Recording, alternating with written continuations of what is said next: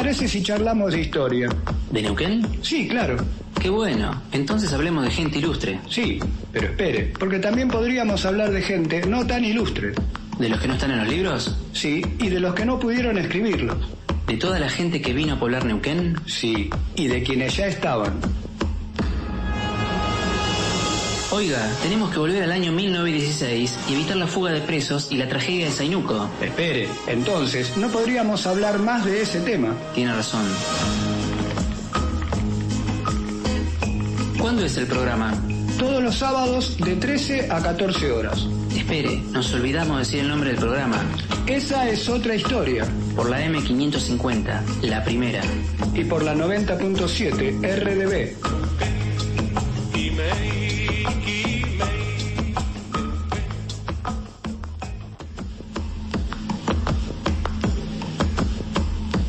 Buenos días, audiencia. Buenos días, estimado amigo Rodrigo Tarruella. ¿Cómo dice que le va? Yo digo que me va bien. Más que nada para mantener una conversación formal. Porque uno contesta siempre bien, aunque le esté doliendo el tobillo, por ejemplo. Aparte, para no darle pie a los detractores y a aquellos que esperan que uno esté caído para hacerle... Bueno, ¿de qué vamos a hablar hoy, estimado? Porque usted sabe que si yo me dejo ir... Si se explaya. Me voy, claro. ¿Qué sí, tema? Ya nos amenazaron varias veces de levantarnos el programa si lo dejamos hablar mucho. Ve, usted también me incita a que yo me vaya, me ramifique por ahí. Así que yo lo voy a llevar dentro de parámetros más ajustados en esta tarde. Claro, usted tiene que manejar la situación, no dejar que se descontrole, no dejar que alguien tome el control de su palabra. Exactamente. Usted me conoce, amigo Rodrigo. Hoy vamos a contar una historia. Sé que el programa es un programa de historia, pero a nosotros nos gustan las historias. Lo hemos dicho varias veces, hemos hecho algunos programas sobre hechos puntuales. Hoy vamos a retomar eso un poco también para no olvidarnos. Muchas veces lo que más le gusta a la gente se acerca a la historia, no por los libros académicos. Vio cómo escriben los historiadores, que utilizan palabras para tratar de mostrar que tienen muchos papers publicados en internet, que tienen muchos trabajos reconocidos en el mundo académico, que escriben para sus pares, pero que a veces se olvidan un poco de la historia. Del vulgo. Sí, pongámosle, no me gusta esa palabra, pero... Yo también quiero demostrar que que su léxico es amplio, ancho y vasto. Tal vez, si nos guste, no sé, la ciencia, no estemos capacitados, por ejemplo, para elaborar algún texto, algún discurso que hable de la conformación... Del universo, por ejemplo. Del universo, por ejemplo. Pero sí podemos hablar de historia, todos, porque estamos hechos de historias. Y es algo que nos conecta en tiempo y espacio con la gente que nos precedió. Acá elegimos un tema que pasó acá en Neuquén en 1904. Pero disculpe, que podría haber pasado en Tucson, Arizona. Es el caso del juez Yerio, del juez Cecilio Yerio. Este hecho, que es un hecho policial, ocurrió en Barrancas, bien al norte neuquino, ahí casi con el límite con Mendoza. En el año 1904, vamos a empezar primero por el final. ¿Cómo vamos a empezar por el final? Bueno, voy a leer una nota que publicó el diario La Prensa de Buenos Aires. Ese domingo 11 de diciembre de 1904. Dice: se desarrolló el 6 del presente, o sea que la noticia la estaba tomando varios días después. Se desarrolló el 6 del presente un lamentable incidente en Río Barrancas, entre el juez de paz de aquel departamento, señor Cecilio Yerio, y el vecino Carlos Garaycochea. Yerio se retiraba de la casa de Garaycochea en compañía de otras personas y en tal circunstancia aquel comenzó a disparar tiros de revólver. Al sentir Yerio las balas que agujereaban el poncho que llevaba puesto, continúa la crónica, desnudó a su vez el revólver y encarándose con el agresor lo hirió de 2 balazos que le produjeron la muerte momentos después. Según datos obtenidos, Sherio y sus acompañantes habían sido invitados un rato antes a casa de Garaycochea, pero permanecieron breves instantes debido a que los recibió de mal modo. En vista de los excelentes antecedentes del juez Sherio, se cree que procedió en defensa propia ante el inopinado ataque de que era objeto. Este fue el artículo que salió publicado en el diario La Prensa de Buenos Aires. Hemos hablado alguna vez cómo obtenía el periódico, la prensa y todos los periódicos, todos los diarios, especialmente de Buenos Aires, pero también de otros lugares. Podemos mencionar Bahía Blanca. Hablamos del operador de telégrafo, por ejemplo. Exactamente, o sea, ellos conseguían toda la información porque generalmente el que manejaba el telégrafo también era corresponsal del diario. Se pone un chaleco de periodista. No, lo negaban, siempre lo negaban. No, yo Para que trascender semejante información. Pero la única explicación de cómo podían obtener tantos detalles era justamente a través del telégrafo. Me hackearon el telégrafo, decía. Que la persona que manejaba el telégrafo generalmente filtraba todas las noticias a quien le pagase. Vamos a ver quiénes eran los protagonistas de este hecho. Recién dijimos un nombre: Garaycochea, Carlos Garaycochea, alias el Vasco. Él fue el vecino que atacó a Cecilio Sherio. ¿Pero quién era Cecilio Sherio? Bueno, vamos a una mini biografía de 30 segundos. Cecilio Sherio nació en Coronel Suárez en el año 1876 y era hijo de Cirilo Sherio. ¿Quién era Cirilo Sherio? Era un estanciero de la provincia de Buenos Aires, propietario de un conocido establecimiento llamado Los Cardos, que estaba en Coronel Suárez. Tenía 4 hermanas, acá estamos mirando los nombres, no sé si es importante decirlos, pero bueno, ya que los tenemos: Sabina, Elvira, Isabel y Petrona. También nos sirve para ver cuáles eran los nombres de la época. De la época, sí, porque hay algunos que actualmente serían motivo de burla o de bullying. Tenía otros 4 hermanos: Salustiano, Emiliano, Siriaco y Demetrio. De los cuales Emiliano se sigue sosteniendo. Claro, exactamente. Ya después los otros, Demetrio, después vino Demetrio y medio, por ejemplo, pero... Bueno, vamos a un corte. La gente tiene razón cuando me pide por la calle que no le interrumpa. Usted tiene que ir a algún programa de humor, me parece. Tengo incontinencia verbal. Dijimos Cecilio y Siriaco los vamos a encontrar en la historia neuquina, porque más allá de que Cecilio Sherio en este momento que lo estamos nombrando, lo estamos haciendo por ser juez de paz en Barrancas, también su hermano se hizo conocido. Ambos se establecieron posteriormente a los hechos que vamos a narrar ahora en Junín de los Andes, donde se pusieron de novios y se casaron con 2 hermanas que habían llegado de España. O sea, 2 hermanos que se casaron con 2 hermanas. Las Ferré Espinós, ese es el nombre de las señoritas. Que según cuenta la época estaban muy buenas. ¿Quién le dijo? A ver, dicen las crónicas que eran muy bonitas, pero eso de buenas no... Quise decir, eran muy buenas y estaban muy bonitas. Ah, está bien, perfecto, ahora se entendió. Y estos 2 hermanos posteriormente también estuvieron entre los fundadores de la Sociedad Rural de Junín de los Andes. Estamos leyendo el sumario de la causa esta, que está entre los archivos que tiene la GEISO, el grupo de la Universidad del Comahue, que tiene gran parte de los expedientes de la justicia letrada del territorio. Sumario 403 del año 1904. Acá vemos quienes actuaron: el juez Patricio Pardo, fiscal fue Abel Chaneton, viejo conocido de este programa, y el defensor José Bruguera, también habitué de este programa, por distintos motivos, que generalmente no lo favorecen mucho, pero no importa, es habitué de este programa.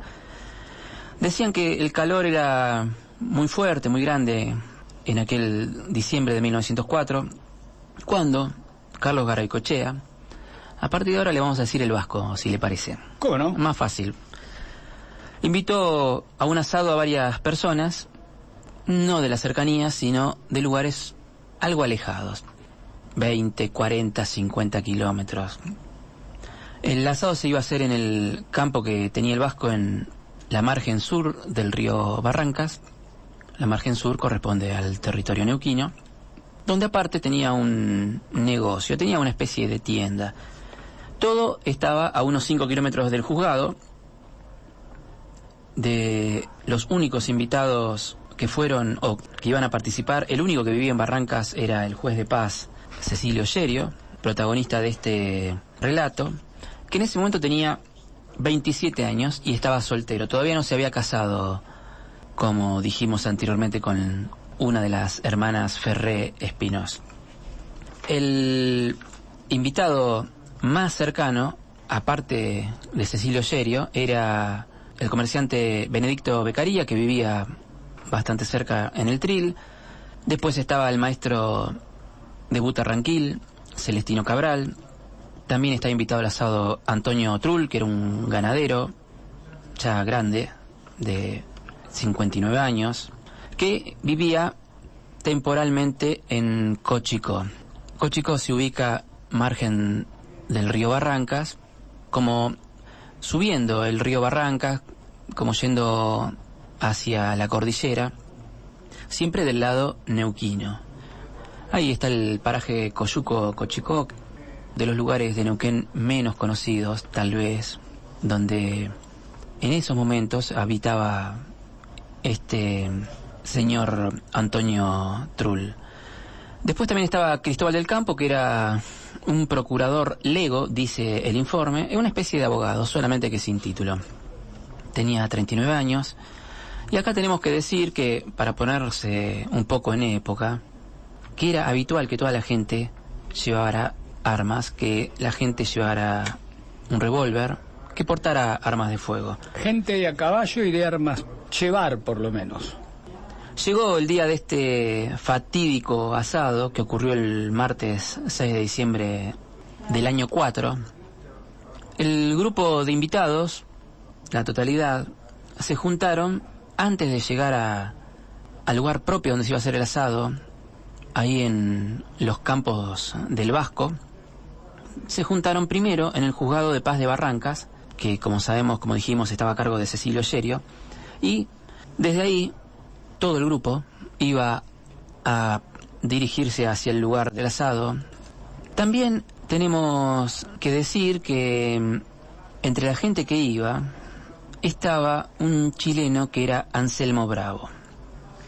Este había sido invitado por Cristóbal del Campo, dijimos, este procurador lego, y había intermediado don Bravo con el Vasco para arrendar sus chacras y también para un campo de invernada de ganado. De esa manera, el grupo que iba a dirigirse hacia el asado del Vasco incluía al viejo Bravo, digo al viejo porque tenía más de 60 años. Excuse me.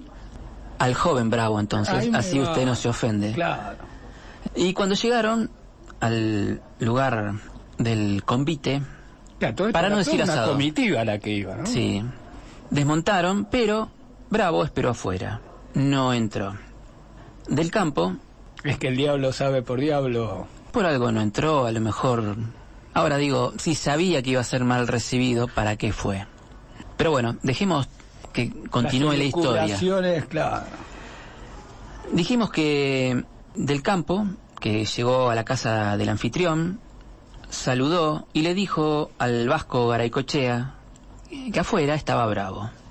Entonces el Vasco dijo conocer dichos de Bravo adversos a su persona, según le contó el peón Bustos. Irritado, empezó a los gritos a decir: a ese viejo no lo quiero ni en mi casa ni en el campo. Entonces, Del Campo, el procurador lego, propuso aclarar las cosas y propuso ir a buscar al peón para que se aclarara ese supuesto malentendido. Pero la reacción del Vasco fue violenta, empezó a vociferar. Entonces, ante esa reacción, don Cristóbal del Campo decide retirarse del asado.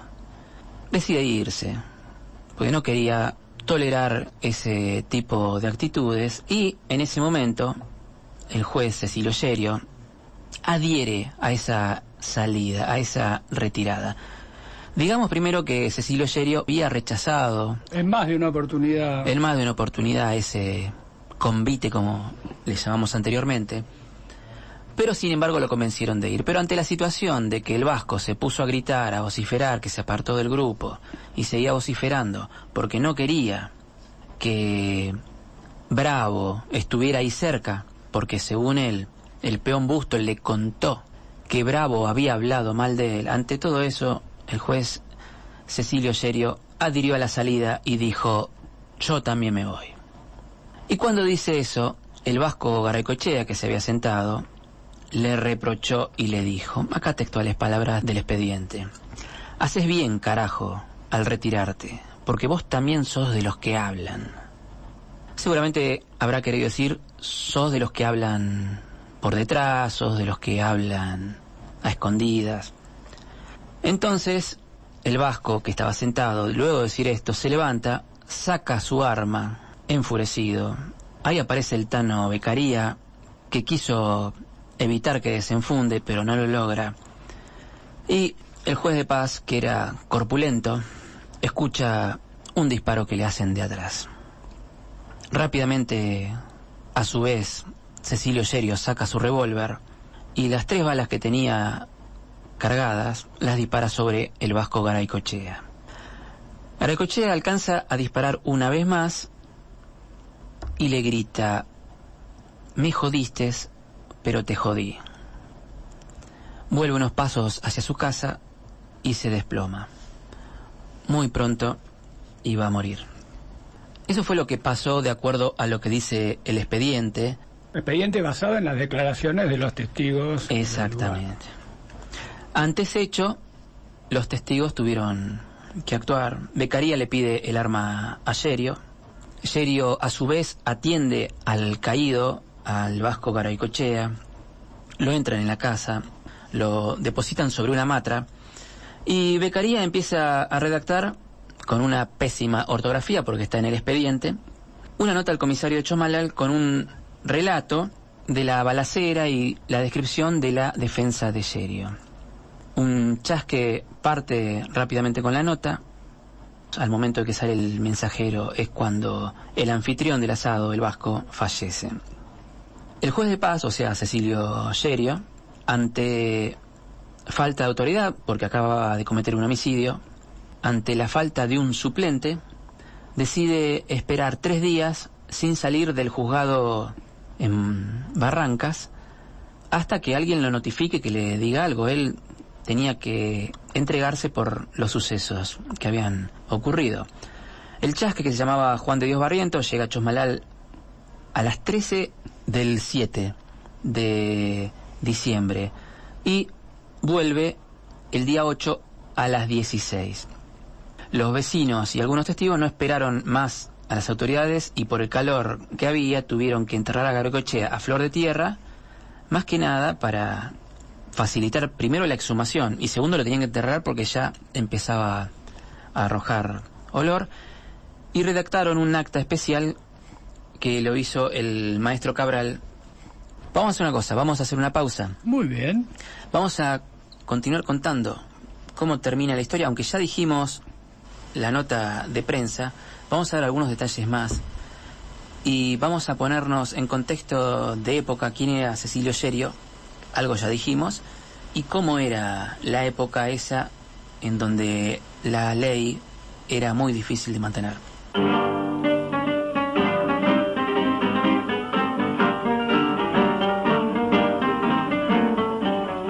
Te gané en una jugada, desde entonces sos mi amigo. un amigo fiel y bueno que jamás abandoné, pues pa'l monte sos carpeta, pa'l invierno sos abrigo, y hecho víbora en mi brazo defensa pa' una de a pie, poncho viejo de mis largas travesías de rasero, que aunque va si el sol calienta, por delante atravesar, en las noches atoldadas atajas al aguacero, y sufrir las cachetadas del pampero desbocar. Una noche en que me hallaba adobado por el alpiste de una trenzada saliste, ligando un tajo por mí, pero luego ya venta los humos de la bebida, vive mi poncho tu herida, y gané llorar sentí. Otra noche tormentosa, corte campo a media rienda, del regreso de aquel rancho donde su amor conquiste, mientras que vos, poncho amigo, me abrigabas a la prenda que yo me traje en blanca de mi flete pangaré. Poncho viejo, ande la agüita de los rocíos se cuaja en las noches invernales cuando duermo al descampar. Yo quiero que cuando mueras no me niegues la mortaja de tu abrigo, hermano bueno, mi viejo Poncho gatea.